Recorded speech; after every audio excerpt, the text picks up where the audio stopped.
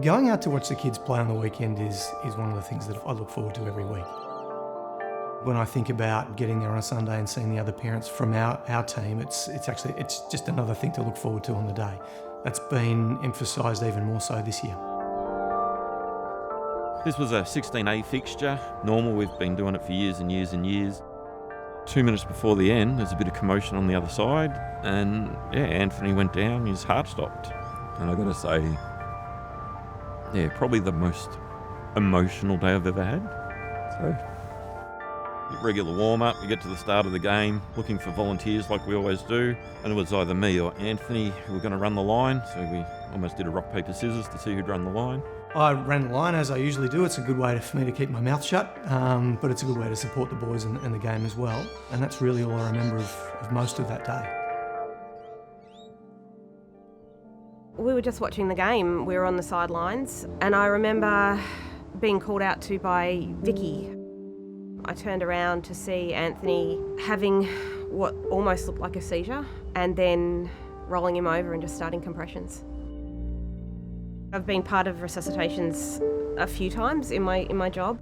I guess I just did what any nurse on International Nurses Day would have done.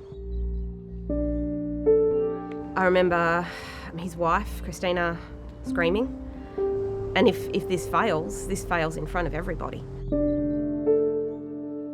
His son was right near it, so he's in all sorts of hysterics. I tried to do my bit in crowd control and all the other bits and pieces. But then you look over and you see your wife CPRing your friend. 10 minutes goes on, 20 minutes goes on, you're thinking the worst. He died. He lost his heart rate, he lost his pulse, he lost his breathing. The compressions we were doing wasn't going to be enough. He needed his heart shocked back into a rhythm that was sustainable.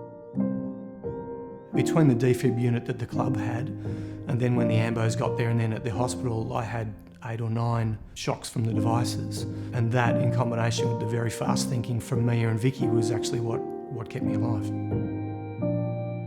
I then spent a week in the intensive care unit at the Alfred Hospital, where I got phenomenal care.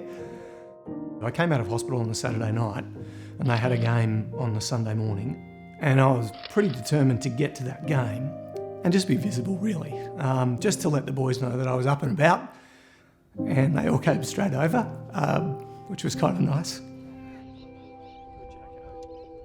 The number one thing I would say was make sure every single venue you're at has a defibrillator, because without a defibrillator, this guy would have died. And as I say, not just having it, knowing where it is, for everyone to know where it is so you can get to it. There were so many people involved. The person who called 000, the people who cleared the car park, the ref who stopped the game. It was an amazing community effort. I have a condition that's called sarcoidosis, and I didn't know I had it at the time. I needed to have a pacemaker fitted. So far, so good. It's hard to know what to say to someone who saved your life. So you just say thank you almost every time you see them. Ultimately, this is a game and it's played for fun. We go for watching our kids display the quality we want them to have as adults, and to have that level of human compassion was really touching.